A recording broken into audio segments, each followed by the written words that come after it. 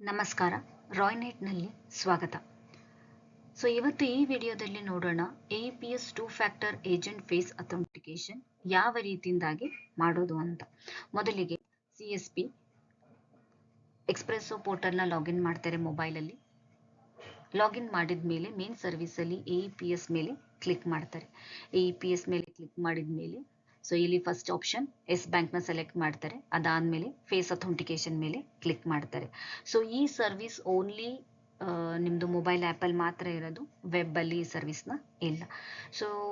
ಇದರಲ್ಲಿ ಎರಡು ಆಪ್ಷನ್ ಕೊಟ್ಟಿದ್ದಾರೆ. ಒಂದು ಫಿಂಗರ್ ಪ್ರಿಂಟ್ ಸೆನ್ಸರು ಕೊಟ್ಟಿದ್ದಾರೆ. ನಿಮ್ಮ ಹತ್ರ ಬಯೋಮೆಟ್ರಿಕ್ ಇತ್ತು ಅಂತಂದರೆ ಬಯೋಮೆಟ್ರಿಕ್ಕಿಂದ ಯೂಸ್ ಮಾಡ್ಬೋದು. ಒಂದು ವೇಳೆ ನಿಮ್ಮ ಬಯೋಮೆಟ್ರಿಕ್ ಇಲ್ಲ ಅಂತಂದರೆ ಫೇಸ್ ಅಥೆಂಟಿಕೇಶನ್ನ ನೀವು ಯೂಸ್ ಮಾಡ್ಬೋದು ಫಾರ್ ದಿ 2 ಫ್ಯಾಕ್ಟರ್ ಅಥೆಂಟಿಕೇಶನ್ಗೋಸ್ಕರ.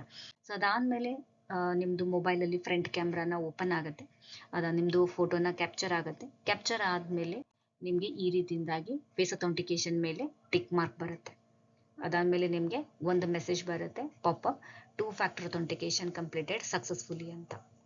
ಈ ರೀತಿಯಿಂದಾಗಿ CSP ತಮ್ಮ 2 ಫ್ಯಾಕ್ಟರ್ ಅಥೆಂಟಿಕೇಶನ್ ಫೇಸ್ ಅಥೆಂಟಿಕೇಶನ್ನ ಯೂಸ್ ಮಾಡಿಕೊಂಡು ಕೂಡ ನೀವು AEPSನ ಮಾಡ್ಬೋದು.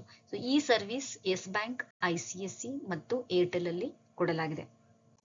ಧನ್ಯವಾದಗಳು.